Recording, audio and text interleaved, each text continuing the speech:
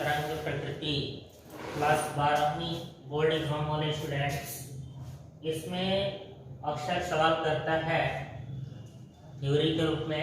Board परीक्षा में ये सवाल आती है कि प्रकाश एक तरंग है, विस्तार से समझाइए। तरंग की प्रकृति होती है, किस तरीके से होती है, इसके विषय में समझाने के लिए बोलता है। और इस चैप्टर से लगभग 5 नंबर 7 नंबर की सवाल आती है बोर्ड एग्जाम में। इससे बहुत ही इंपॉर्टेंट टॉपिक्स हैं, इसको बेहतर तरीके से लास्ट तक वीडियो को देखिए, स्किप ना करते हुए देखिए। यहाँ पर जो प्रकाश होती है, हम सभी लोग जानते हैं प्रकाश एक प्रकार की ऊर्जा होती है जिसके माध्यम से हम किसी भी वस्तु को देख सकते हैं। संवेदना दृष्टि ज्ञान को जगाता है प्रकाश। ऑलरेडी मैंने प्रकाश के विषय में विस्तार से डिस्कस किया है। तो देखिए, प्रकाश में ये 8-7 पॉइंट हैं जिनको विशेष समझना बहुत जरूरी है। प्रकाश हम सभी लोग जानते हैं, प्रकाश सरल रेखा में चलती है, प्रकाश सीधी रेखा में गति करती है। प्रकाश जहाँ से चल रही है वो सीधी रेखा में मूव करती हुई चलती है। आप ये यहाँ पर प्रकाश का यहाँ पे परावर्तन हो रहा है, ये चीज आप समझ लिए हैं, ऑलरेडी क्लास को देख चुके हैं वीडियो में। यहाँ पे प्रकाश सीधी रेखा में चलती है, अच्छी तरह जानते हैं। प्रकाश निर्वात में गति करता है, यह भी अच्छी तरह से जानते हैं। प्रकाश निर्वात में ही नहीं, प्रकाश को गति करने के लिए किसी भी माध्यम की जरूरत ही नहीं पड़ती। वह हवा में भी गति कर सकता है, निर्वात में भी चल सकता है, कांच में भी चल सकता है, लकड़ी में भी चल सकता है, किसी भी प्रकार की मानव शरीर के अंदर भी चल सकता है। किसी भी पदार्थ, प्रकृति में जो भी पदार्थ है, किसी भी पदार्थ में प्रकाश घुस जाता है, प्रवेश कर जाता है। प्रकाश की चलने की, गमन करने की किसी माध्यम की जरूरत नहीं पड़ती है। तो समझिए, प्रकाश निर्वात में गति करता है। निर्वात में उसकी जो अधिकतम चाल होती है सभी लोग जानते हैं, 3×10⁸ मीटर प्रति सेकंड होता है। निर्वात में या वायु में प्रकाश का मैक्सिमम वेग होता है, मैक्सिमम अधिकतम वेग होता है 3×10⁸ मीटर प्रति सेकंड। तो ये 2 स्टेप्स आप ऑलरेडी समझ चुके हैं। यहाँ पर तीसरी स्टेप्स में हम बात करेंगे प्रकाश का जो परावर्तन होता है। प्रकाश का परावर्तन की क्लास ऑलरेडी मैं ले चुका हूँ, आप डिस्क्रिप्शन में देख सकते हैं, आप चैनल पे जाकर के। यहाँ पे प्रकाश का परावर्तन क्या है कि किसी शीशे पर, किसी भी प्लेट पर वस्तु की आपतित किरण किसी आपतन बिंदु पर टकराती हुई मुड़ जाती है, परावर्तित हो जाती है। ये हमारा परावर्तन होता है। प्रकाश का परावर्तन आप अच्छी तरह से समझ रहे हैं। यहाँ पर देखिए, प्रकाश का परावर्तन में देखिए थोड़ा सा प्रकाश की तरंग प्रकृति पर डिस्कस कर रहा है। तरंग क्या है प्रकाश के अंदर, देखिए यहाँ से प्रकाश मूव करती हुई यहाँ तक जाती है। प्रकाश कुछ इस प्रकार से जाती है, ठीक है। प्रकाश का डिटेक्शन कुछ इस तरह से होता है और ऐसे करती हुई प्रकाश चलती है। अंदर की चीज है, क्लास 12 में बोर्ड में ये चीज को बताया गया। ये आपको अगली क्लास में बताया जाएगा हाइजेंस की तरंग सिद्धांत के विषय में।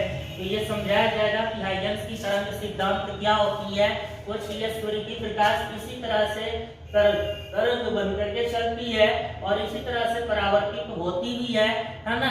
अभी तक की जो भी स्टूडेंट हाई स्कूल लेवल तक हमने केवल इसको इस तरह से समझाया गया था, केवल प्रकाश की रेखा में गति करती है। लेकिन इंटरमीडिएट की बोर्ड एग्जाम में आपको हाइजेंस नामक वैज्ञानिक ने एक तरंग प्रकृति का स्ट्रक्चर को बनाया था, हाइजेंस, ठीक है, उसने ये बनाया था और इस तरंग की खोज की थी और उसी के विषय में हम लोग आज डिस्कस कर रहे हैं। प्रकाश का परावर्तन होता है, क्लियर है। प्रकाश का अपवर्तन होता है, यह भी क्लियर है, क्योंकि एक पारदर्शी शीशा है और उस शीशे में एक तरफ से अगर प्रकाश जाती है तो शीशे से थोड़ा सा टर्निंग होते हुए मुड़ करके भी वह दूसरे माध्यम में चली जाती है। यह प्रकाश का अपवर्तन होता है। तो प्रकाश का परावर्तन और अपवर्तन को आप लोग अच्छी तरह समझ रहे हैं, ओके। इसमें अगर कोई भी डाउट है तो आप हमारी जो डिस्क्रिप्शन में आपको दिया गया है चैनल, यूट्यूब की लिंक है, उसके आप जाकर के देख सकते हैं परावर्तन और अपवर्तन क्या चीज होती है। फिलहाल हम बात करेंगे प्रकाश का में बाण विक्षेपण होता है ना। प्रकाश में बाण विक्षेपण होता है। एक सिंपल सा प्रिज्म लीजिए, प्रिज्म 3 कोने का होता है, 3 कोना होता है उसके अंदर, और एक शीशे टाइप की होती है प्रिज्म, और उसमें 2 फलक ऊपर नीचे 2 सिरे होते हैं। उसमें क्या होता है कि अगर कोई भी श्वेत प्रकाश, प्रिज्म में कोई भी श्वेत प्रकाश कोई केवल एक सफेद प्रकाश होता है और वह प्रकाश शीशे पर पड़ता है किसी तल पर और वह दूसरे से टकराकर तीसरे से पॉइंटेबल होकर के निकल जाती है, तीसरी पृष्ठ से होकर के निकलती है प्रिज्म की रास्ते से।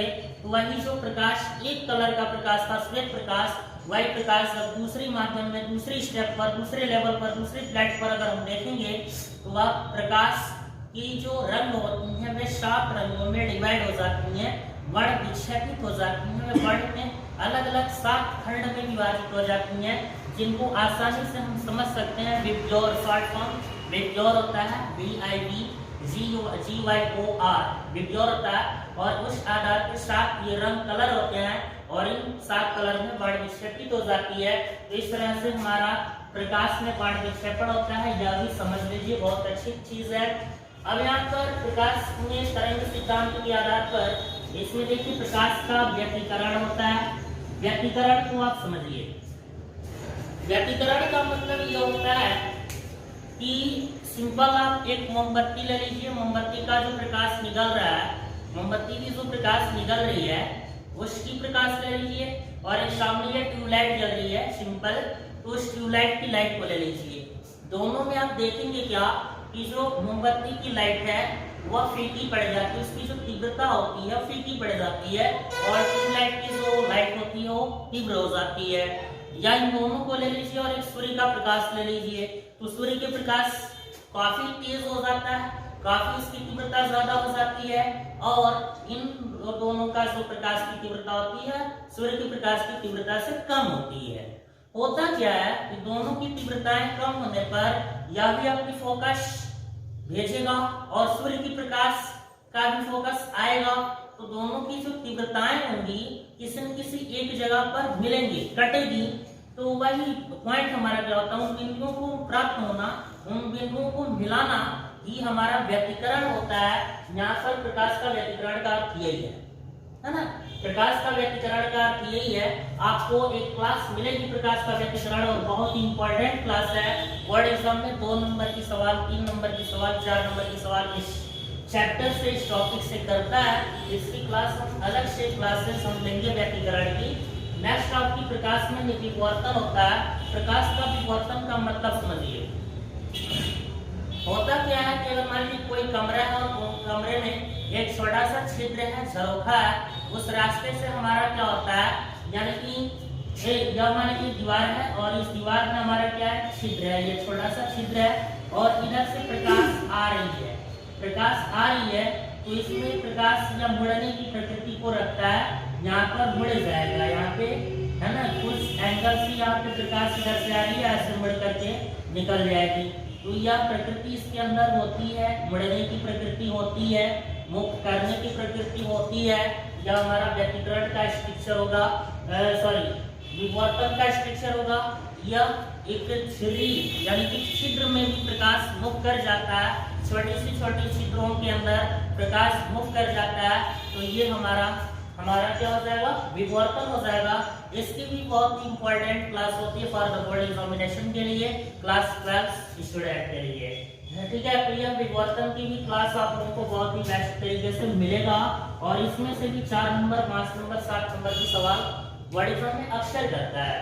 फिर यहाँ पर देखिए प्रकाश का जो ध्रुवण होता है, प्रकाश पोलराइज होता है, प्रकाश में ध्रुवण होता है। इसका मतलब ये है कि प्रकाश अनुप्रस्थ तरंगे और अनुदैर्ध्य तरंगे, कुछ का कंपन का एक तल होता है, कुछ लेवल से वो राउंड अप करती हुई, मूव करती हुई, पोलराइज करती हुई प्रकाश चलती है। इसकी भी पोलराइजेशन वाला भी क्लास आप लोगों को एक मिलेगा। इसमें से भी 4-5 नंबर की क्लासेस होती हैं, 5 नंबर की मॉक्स में वर्ड एग्जाम में सवाल करता है। तो प्रकाश का ध्रुवण होता है, बस इतना जानिए प्रकाश के अंदर पोलराइजेशन होती है और किस प्रकार से होती है, इनकी एक स्टेप्स को समझा जाएगा एक क्लास में। अगला है विद्युत प्रभाव। प्रकाश का विद्युत प्रभाव, जो प्रकाश की किरणें होती हैं वह 100% प्रकाश की किरणों के अंदर आप सभी जानते हो कि इलेक्ट्रॉन्स पाए जाते हैं और इलेक्ट्रॉनों का उत्सर्जन होता है। प्रकाश धातु की सतह से इलेक्ट्रॉनों को उत्सर्जन कर सकता है, अर्थात प्रकाश के जो अंदर विद्युत उत्सर्जन होता है, प्रकाश विद्युत का प्रभाव जो होता है वह प्रकाश का इलेक्ट्रॉनों का उत्सर्जन ही प्रभाव कहलाएगा, है ना। अर्थात प्रकाश के अंदर से जो इलेक्ट्रॉन उत्सर्जित होते हैं वह इलेक्ट्रॉनों के रूप में होते हैं, और वह इलेक्ट्रॉन का उत्सर्जन प्रकाश का प्रभाव हो जाएगा किसमें, विद्युत में। अर्थात सोलर सेल के माध्यम से हम विद्युतीय चीजों को भी कवर कर लेते हैं। समझिए कि प्रकाश के अंदर विद्युत उत्पन्न करने की कैपेसिटी होती है, बहुत सारी चीजों को एक ऊर्जा से दूसरी ऊर्जा में परिवर्तित करने की स्ट्रक्चर इसके अंदर होती है। तो ये रहा हमारा प्रकाश की जो तरंग सिद्धांत होती है। इसमें विशेष तौर से हम बात करेंगे कि प्रकाश इस तरीके की तरंगों के रूप में चलती है, जो यहाँ पे परावर्तन पर हमने समझाया। जब अपवर्तन होगा तो अपवर्तन वाले में भी कुछ इस तरह से अपवर्तित होगा अपने हिसाब से, और ऐसे ही तरंग प्रकृति के हिसाब से ये मूव करती हुई आगे की तरफ चलेगी। यही हमारा प्रकाश का तरंग प्रकृति होती है, और इसको और भी बेहतर तरीके से समझेंगे इसकी नेक्स्ट वाली क्लास में। और इसकी नेक्स्ट वाली क्लास में आपको बताया जाएगा कि हाइजेंस का तरंग सिद्धांत क्या है, जो कि बहुत ही इम्पोर्टेंट टॉपिक्स है। ये बोर्ड एग्जाम के लिए 100% सवाल को करता है। तरंग की सिद्धांत को भी हाइजेंस की द्वितीयक सिद्धांत के विषय में बताया जाएगा। और इसके बाद तरंगाग्र जो वेव फ्रंट होता है वह कितने प्रकार का होता है, किस तरीके से होता है, ये सब चीजों के विषय में आपको समझाई जाएगी। उसके बाद ऑप्टिकल पाथ क्या है, उसकी हम वेवलेंथ कैसे निकालते हैं, इन सब के विषय में बताई जाएगी। प्रकाश के डॉपलर प्रभाव क्या होता है, ये डॉपलर होता क्या है, ये तरंगों के माध्यम से ही होता है। इन सब की क्लास इसकी जस्ट अगली क्लास में आप लोगों को मिलेगी। तब तक के लिए best of luck, thank you, that's all.